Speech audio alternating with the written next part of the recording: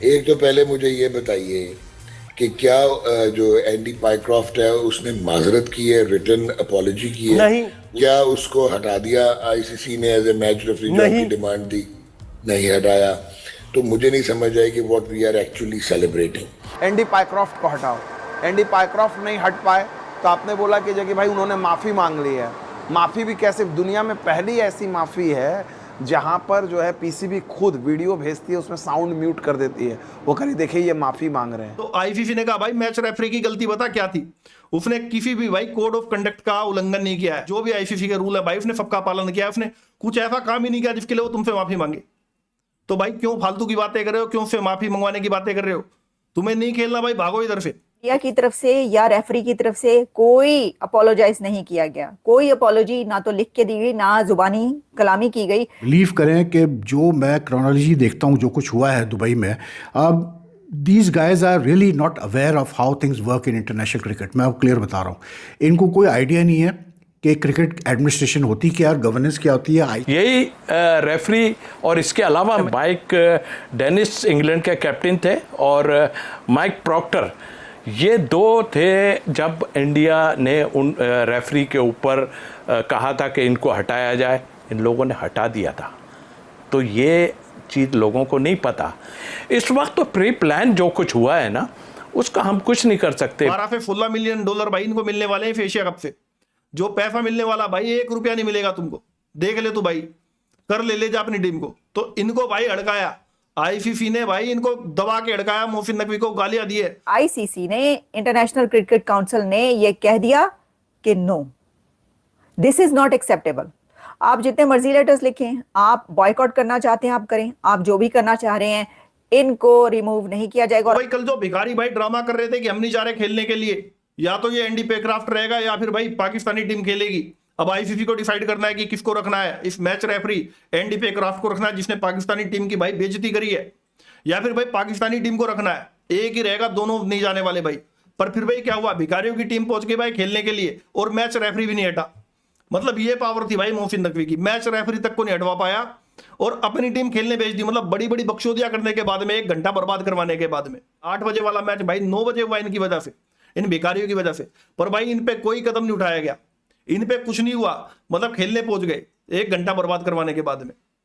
और फिर भाई एक वीडियो रिलीज कर दी जिसमें दिखा रहे हैं कि भाई मैच रेफरी ने माफी मांग ली, जबकि उस वीडियो में भाई कोई ऑडियो नहीं था, कुछ भी नहीं था यार। पर इन्होंने भाई दावा किया कि उस मैच रेफरी ने हमसे माफी मांग ली। एंडी पेक्राफ्ट ने कह दिया कि भाई मैं सॉरी बोलता हूं, मेरे से बहुत बड़ी गलती हो गई यार सलमान अली आगा से, ये कह के कि भाई भारतीय टीम के कप्तान से हाथ मत मिलाइयो। मतलब यार भिखारियों ने भाई वीडियो रिलीज करके अपने पोरकियों को भाई जो बना दिया और पोरकी मीडिया में चल गया कि भाई जीत हो गई पाकिस्तान की बहुत बड़ी। पाकिस्तान ने बीसीसीआई आईसीसी भाई दोनों को झुका दिया। मतलब यार मैच रेफरी से माफी मंगवा दिया। पर अब पता चल रहा है भाई जो एंडी पेक्राफ्ट था भाई उसने माफी नहीं मांगी इनसे। मतलब भाई फैक्ट चेक किया, जो इन्होंने दावा किया कि उसने माफी मांगी, तो भाई इसका फैक्ट चेक हुआ और उसमें पता चला कि यार उसने नहीं माफी मांगी इनसे। और आईसीसी ने भाई इनको अड़काया। नकवी को कहा गया अगर टीम को लेके चला गया ना तू ले जा अपनी भिखारी टीम को। मतलब ये भाई अड़े हुए थे, कर रहे थे कि हम भाई छोड़ देंगे एशिया कप को, भाई नहीं खेलेंगे अगर मैच रेफरी ने हटा तो आईसीसी ने कहा भाई मैच रेफरी की गलती बता क्या थी? उसने किसी भी भाई कोड ऑफ कंडक्ट का उल्लंघन नहीं किया है। जो भी आईसीसी के रूल है भाई उसने सबका पालन किया है। उसने कुछ ऐसा काम ही नहीं किया जिसके लिए वो तुमसे माफी मांगे। तो भाई क्यों फालतू की बातें कर रहे हो? क्यों उससे माफी मंगवाने की बातें कर रहे हो? तुम्हें नहीं खेलना भाई, भागो इधर से। तो आईसीसी की तरफ से भाई मोहसिन नकवी को कहा गया कि भाग जा, कोई दिक्कत वाली बात नहीं है। पर अगर तेरी टीम भाग गई तो भाई ये चीज ध्यान रखियो कि जो पैसा मिलने वाला है तुमको, 12 से 16 मिलियन डॉलर भाई इनको मिलने वाले हैं एशिया कप से। जो पैसा मिलने वाला भाई 1 रुपया नहीं मिलेगा तुमको। देख ले तू भाई, कर ले जा अपनी टीम को। तो इनको भाई अड़काया आईसीसी ने, भाई इनको दबा के अड़काया। और इनका जो पुराना नजम शेट्टी और जो भाई ये रमीज रजा, ये थे ही मोहसिन नकवी के साथ में, इसलिए कि भाई उसको समझाने के लिए कि यार भाई झुकने में ही भलाई है, क्योंकि ये खुद झुक चुके हैं। तो इन्होंने भाई मोहसिन नकवी को बताया कि मोहसिन नकवी ये फालतू की यार हरकतें मत कर, होने दे भाई मैच, ये फालतू की ड्रामेबाजी मत कर भाई, बड़ा मत बन। तो उन्होंने इसको बताया कि भाई झुक जा, तो ये झुक गया। नहीं तो 16 मिलियन डॉलर का भाई लॉस हो जाएगा। 16 मिलियन डॉलर भाई पाकिस्तान में कितना बनता है? करीब करीब यार 700-800 करोड़ रुपया बनता है। तो भाई इतना बड़ा झटका कैसे झेल लेते हैं भिखारी? तो भिखारी भाई खुद झुके बस अपनी भाई नाकुची करने के लिए, क्योंकि लोग तो भाई इनको वहां पर देख नहीं रहे थे कि भाई इस रूम में चल के आ रहा है। लोगों को तो पता नहीं था भाई कुछ भी। तो इन्होंने भाई कहा ऑडियो काटो, वीडियो रिलीज कर दो, दिखा दो भाई एंडी पेक्राफ्ट बैठा हुआ है और उसने हमसे माफी मांग ली। मतलब इस बात से देखो यार कितने बड़े झूठे हैं यार ये लोग। जो पाकिस्तानी कह रहे हैं भाई 6 रफेल गिरा दिए, हम जीत गए, वो जीत गए। भाई अब देख लो अपनी औकात देख लो यार, कहाँ जीत गया यार। बनाते हैं तुमको भाई पाकिस्तानियों, तुमको क्या बनाती है भाई तुम्हारी सरकार। आ रहा है मोहसिन नकवी। ये तो मैच भाई लाइव चल रहा था, अगर मैच लाइव ना होता तो भाई ये कह देते हम जीत गए। मतलब भाई मैच लाइव था तो इनको मानना पड़ा कि हार हुई है, पर अगर भाई मैच लाइव ना होता तो भाई तुम्हारी मीडिया भी कहती कि हाँ जीत गए जीत गए। तो यार इंडिया की तरफ से या रेफरी की तरफ से कोई अपोलोजाइज नहीं किया गया, कोई अपोलॉजी ना तो लिख के दी गई, ना जुबानी कलामी की गई कि भाई हमने शेक हैंड नहीं किया तो हम माफी चाहते हैं, आप हमें माफ कर दें। आप वलीमे पर आए थे या आप बारात पर आए थे और आपसे मुसाफा नहीं किया तो हम माफी चाहते हैं आपसे। ऐसी बात कोई नहीं की उन्होंने।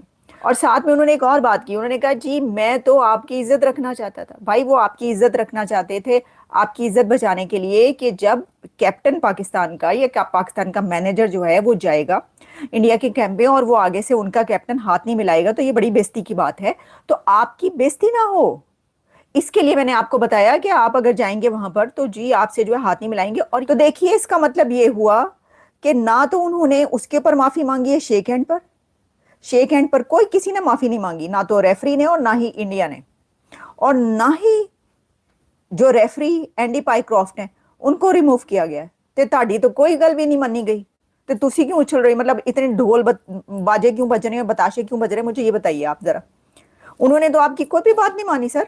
जी नमस्ते, आपको भी नमस्ते। बात ये है कि जरा वो हर तरफ चल रहा है जी माफी मांग ली, जी अपोलॉजी कर ली, जी अपोलोजाइज कर लिया। उन्होंने भी जो प्रेस कॉन्फ्रेंस की है जिसमें कि फिर हुआ ये कि उनको बुलाना पड़ गया नजम सेठी जो कि फॉर्मर चेयरमैन पीसीबी और रमीज राजा जो एक्स अथॉरिटीज हैं उनको भी बुलाना पड़ेगा। उनको भाई ये गल वध गई है, मुख्तारिया गल बहुत वध गई है, तो किसी को बुला के करो, नहीं तो सारा इल्जाम मेरे उत्ते आ जाना है।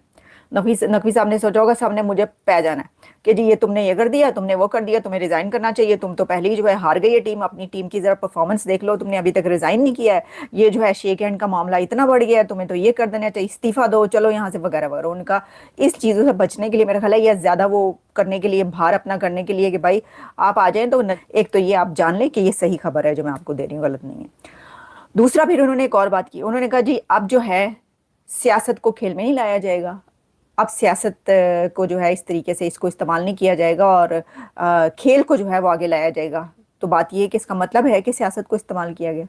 अगर ये कह रहे हैं, हमें तो नहीं पता, हम तो नहीं कह रहे कि सियासत को बीच में लाया गया, हमने कब कहा, आप कह रहे हैं, तो इसका मतलब है कि सियासत बीच में आई, इसको इस्तेमाल किया गया, यूज़ किया गया जानबूझकर कि भाई टीम की कारकर्दगी और परफॉर्मेंस जो है ना वो ज़रा थले थले रहेगा, बड़ा ही गंदा खेल रही है, ये हाल है क्रिकेट टीम का, ये क्रिकेट का कचूमर निकाल दिया तुम लोगों ने। ये सुनने से बचने के लिए जो वो शेक हैंड का जो मामला चला है, जो इसको लस्सी की तरह मदानी उसमें डाल डाल के जो रिड़का है और वो जो है वो लस्सी बन गई और ऐसी बनी कि वो चलती ही चली गई, उसके सबने ग्लास के ग्लास भर भर के पिए वो लस्सी। बिलीव करें कि जो मैं क्रोनोलॉजी देखता हूँ जो कुछ हुआ है दुबई में, अब these guys are really not aware of how things work in international cricket. मैं आपको क्लियर बता रहा हूँ, इनको कोई आइडिया नहीं है कि क्रिकेट एडमिनिस्ट्रेशन होती क्या है, गवर्नेंस क्या होती है, आईसीसी कैसे काम करता है, और वैसे जनरली इंटरनेशनल क्रिकेट कैसे जो है वो चीज़ें की जाती हैं। बहुत सारे इनमें से जो लोग हैं ना उनको आइडिया ही नहीं है।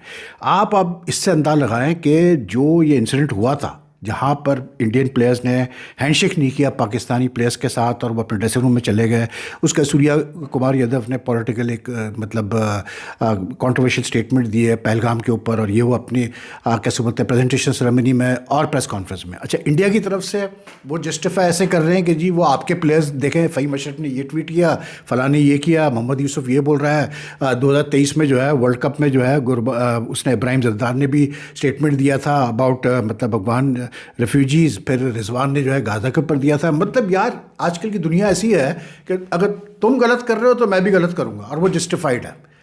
ये नहीं सोचते कि भाई जो गलत है वो गलत है, अगर किसी दूसरे ने गलत किया तो हम क्यों गलत करें, ठीक है ना। लेकिन जो पाकिस्तान की तरफ से जो सबसे बड़ा मेजर ब्लंडर हुआ है वो ये हुआ है भाई मेरे, कि जब ये इंसिडेंट हुआ है दुबई में पाकिस्तान भारत के मैच के बाद, ठीक है. No one filed an official complaint against the objectionable statement of and remarks of Surya Kumar Yadav, which was what he said was a clear violation of the ICC code of conduct. ठीक है, जिसमें clearly कहा जाता है कि जी आप political statements, objectionable statements और ऐसे स्टेटमेंट नहीं देंगे जो कि रिलीजन की तरफ बॉर्डर करते हो या मतलब किसी मुल्क की साख के ऊपर जाते हो या पॉलिटिकल हो नेचर. ये क्लियर है. ठीक है.